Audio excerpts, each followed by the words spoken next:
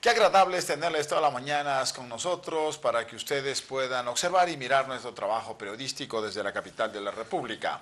Esta mañana vamos a hablarles de algo que tiene relación con la educación, otro de los temas sensibles que vale la pena abordar permanentemente para que ustedes tengan luces, para que ustedes tengan conocimiento de lo que está ocurriendo con nuestros estudiantes de las escuelas, los colegios y las universidades, en donde, dicho sea de paso, existe una gran inconformidad.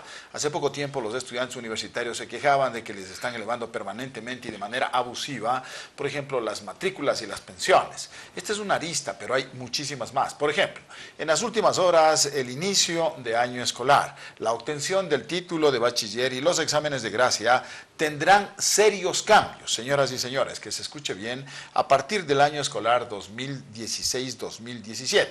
Así lo ha anunciado el propio ministro de Educación, el señor Augusto Espinosa. Para hablarles de esos cambios y qué es lo que llevan implícito, esta mañana está con nosotros don Elvis Moreira. Él es presidente de la Unión Nacional de Educadores de Pichincha. Muchísimas gracias, Elvis, por venir. Este reglamento, ¿qué es lo que contiene, a más de las cuestiones que hemos mencionado, que obviamente vamos a desentrañar cada uno de estos aspectos? Bien, detrás de todas estas, entre comillas, iniciativas, lo que hay es una situación de mucha desesperación por parte del Ministerio de Educación, ya que realmente en educación la situación de nivel académico de los estudiantes no ha mejorado, pese a todos los esfuerzos hechos a nivel de la propaganda por el Ministerio de Educación y con el ánimo también de proyectar hacia el mundo de que tenemos la mejor educación del mundo. En este caso, consideramos nosotros de que son simplemente desesperaciones planteadas a través de algunos reglamentos y circulares que lo único que hacen es también crear un ambiente de incertidumbre a los padres de familia, a los propios estudiantes y a los docentes que en las instituciones educativas venían trabajando con una modalidad de la noche a la mañana se la cambia y ahora se genera una gran expectativa de lo que puede ocurrir el próximo año. Y hay algunas cuestiones que demuestran que en el sistema educativo las cosas no han cambiado, todo lo contrario. Significan más bien situaciones de regresión. Si hablamos nosotros en aspecto económico, de infraestructura, si hablamos sobre el presupuesto de educación, anteriormente teníamos un presupuesto planteado para el año 2015 de 3.59, que era de paso muy poco frente a lo que la ley demandaba del Ministerio de Educación, que debería haber llegado ya en el año 2015 al 6% del PIB. Estamos hablando de un retraso, de un proceso de no atención de presupuesto para la educación, pero pese a esas circunstancias hay un proceso mucho más complicado y grave y hoy tenemos apenas el 2.29, que significa que el próximo año lectivo vamos a tener circunstancias en presupuesto mucho más complicadas. Claro, porque el propio gobierno ha anunciado que habrá un recorte de 6.000 millones de dólares, es decir, por un lado se dice que hay que apoyar, que hay que apuntalar la educación, pero por el otro lado estamos mirando lo que acaba de decir don Elvis Moreira. Pero respecto de este tema del nuevo reglamento, por ejemplo, el ministro de Educación ha dicho lo siguiente, ha indicado que la nueva normativa dispone que las clases inicien hasta la primera semana de mayo en el ciclo de la costa, dando, según él, flexibilidad a las fechas. Para Sierra y Amazonía será hasta la primera semana de septiembre. ¿Ustedes como maestros qué opinan? Bien, consideramos de que esta es una circunstancia que, como lo volvemos a señalar, el Ministerio de Educación no tiene establecida una propuesta integral que le permita realmente resolver los problemas, en este caso del periodo escolar. Por ejemplo, tenemos nosotros lo que ha ocurrido y esta iniciativa del Ministerio de Educación nace supuestamente para enfrentar el fenómeno del niño. Estamos hablando nosotros de que, por ejemplo, se violenta un normativo desde el punto de vista legal y aparece como que los docentes no pudieran establecer un periodo de clases, no se pudiera reajustar el calendario en los términos correctos, estoy hablando del periodo de la costa en estos días, sino que al contrario, nos lleva a establecer de que sean los estudiantes, los docentes, los sacrificados en este sentido, manteniendo una serie de horas complementarias que a la final pueden ser suprimidas. Por ejemplo, se reformó en el pensum académico el hecho de que hoy haya 5 horas de emprendimientos, incluyendo educación física. Estamos hablando de 5 horas, cuando anteriormente era de 1 o de 2, se incrementaron 3. Se planteó, por ejemplo, el hecho de la modalidad de los clubes, que no es otra cosa más que también aspectos recreativos para los estudiantes en horas laborables. Estamos hablando de 3 horas, son 8 horas que se incrementa en el pensum académico, que bien podrían ser, tal vez no suprimidas totalmente, pero podrían ser reducidas a 2 horas y obviamente aprovechar esas 6 horas restantes para que puedan ser utilizadas y no necesariamente sacrificar a los estudiantes y a los profesores en este aspecto. ¿Usted considera que hay una sobrecarga horaria en el trabajo y en las actividades que tienen que cumplir los estudiantes? Existe una sobreexplotación. Hoy el normativo y los fines de semana también, ¿no? Ahora han movido que las clases tienen que ser hasta los días sábados a mediodía. Hoy el normativo planteado por el Ministerio de Educación tiende justamente a unificar los 2 ciclos. Poco a poco, de manera paulatina, lo han planteado en el propio Ministerio de Educación. Esa es una situación que debería ser revisada porque las realidades tanto de la costa como de la sierra son totalmente diferentes. Obedece a situaciones geográficas, climáticas y también a culturas establecidas y no se le puede cambiar simplemente por iniciativa, entre comillas, de un ministro de Educación. Creemos nosotros también que se genera la idea de como que el fenómeno del niño va a venir de manera muy fuerte, que en efecto está planteado así, pero como que si fuera que los sábados no lloviera, o sea, los maestros tenemos y los estudiantes que recibí clases los días sábados, sacrificando nuestro tiempo, sacrificando nuestra familia, violentando nuestros derechos, y generando malestar en los padres de familia, ¿no? Desesperación. Que tienen algún tipo de actividad ya planificada hace años y esto ha trastocado la vida familiar. En efecto, entonces la salida no es trastocar derechos, trastocar la vida armónica que tenían los hogares, sino la de reducir una serie de horas que no tienen, desde mi punto de vista, la importancia en estos momentos, o a la final se pueden reducir ese tipo de horas para poder apuntalar a las materias estratégicas necesarias para la formación de nuestros estudiantes. Pues si usted me permite, otra de las reformas que se van a incluir en este famoso reglamento que se está anunciando con bombos y platillos desde el Ministerio de Educación, dice que se relaciona, escúchese bien,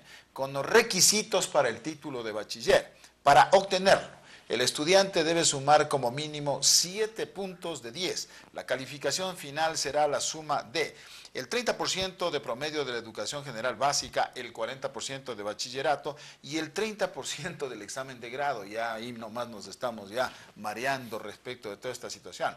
El examen Ser Bachiller será instrumento que utiliza el sistema de educación superior, dice el Ministerio de Educación, para el ingreso a las universidades. Esto lo ha dicho el propio ministro de Educación. Con esto, el secretario de Estado ha dicho que se suspende el examen nacional de educación superior.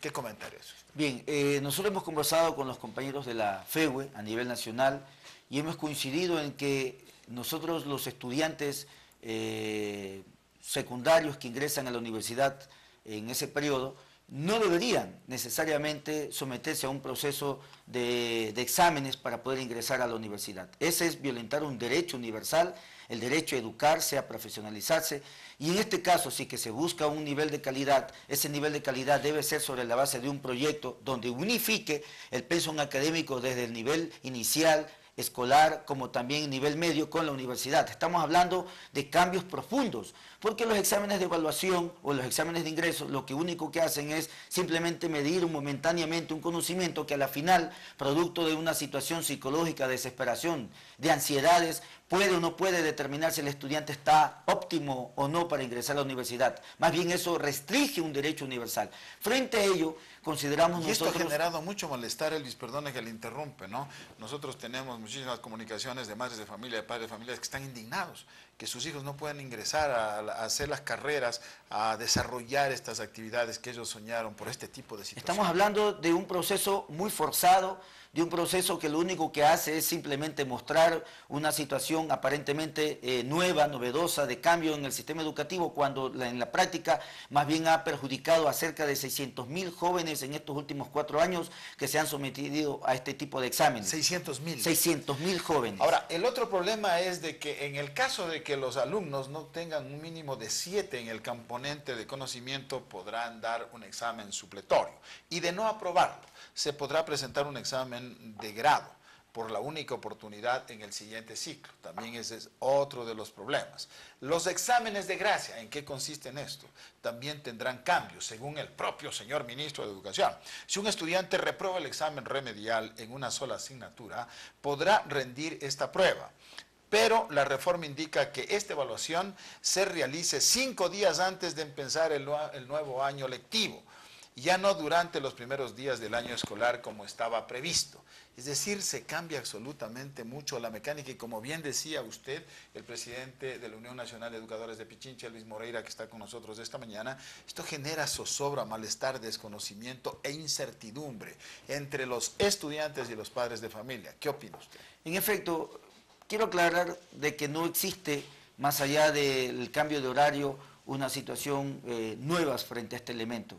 Es una práctica aplicada por el Ministerio de Educación. Aparecen nuevas situaciones siempre al inicio del año escolar, desespera a todos en este caso, y insisto, lo que único que muestra es una situación, entre comillas, de un Ministerio de Educación que busca aparecer como que hacen nuevas cosas para el sistema educativo. El tema lo único que ha cambiado en esta parte sobre el tema de los exámenes es el tiempo, porque antes se rendía el examen de gracia en una sola materia, ¿verdad? Y el estudiante podía presentarse a inicios del mes de octubre. Hoy se lo plantea, en efecto, antes del inicio del año escolar. Estamos hablando de que es una modalidad de que no ha solucionado, porque no podemos nosotros plantear que los estudiantes se presenten o no para un examen de gracia. Puede significar de que tengan tal vez mejor o no el nivel de conocimientos. El hecho en concreto está de que tiene que haber una reforma educativa, un cambio sustancial en el currículo, en la malla curricular, y en ese sentido contemplar el aporte de los docentes, de los estudiantes, y no que algunos técnicos traídos de Colombia, de España o de México, que traen una serie de iniciativas que no corresponden a las necesidades que tiene el sistema educativo en el Ecuador. ¿Los maestros ecuatorianos han sido consultados de todos estos cambios, de esta transformación que se está haciendo? No, en definitiva el Ministerio de Educación ha aplicado una política del pantallazo. Simplemente reúne a unos cuantos acólitos, unos cuantos seguidores, incluso maestros que no tienen nombramiento y que están en la necesidad de comprometerse con el Ministerio de Educación por el ofrecimiento de darles posteriormente un nombramiento. Y esas reuniones aparecen como que son los docentes en el conjunto, todo lo contrario.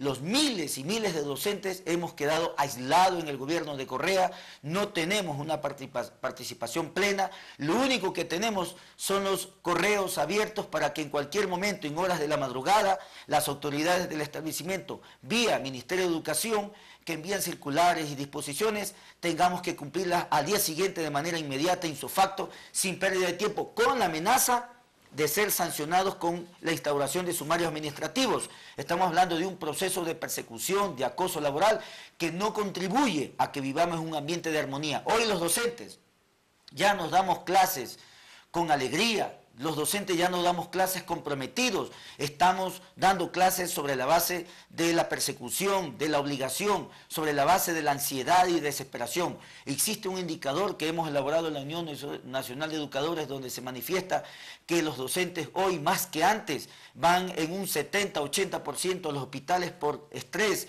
por una serie de manifestaciones propias que afectan su salud debido al intenso trabajo y a la sobreexplotación. Pues muchísimas gracias. Esta mañana ha estado con nosotros aquí en Ecotel Televisión el presidente de la Unión Nacional de Educadores de Pichincha, don Elvis Moreira. Muchísimas gracias, mi querido Elvis, que haya venido esta mañana y nosotros continuamos con más información. Muchas gracias.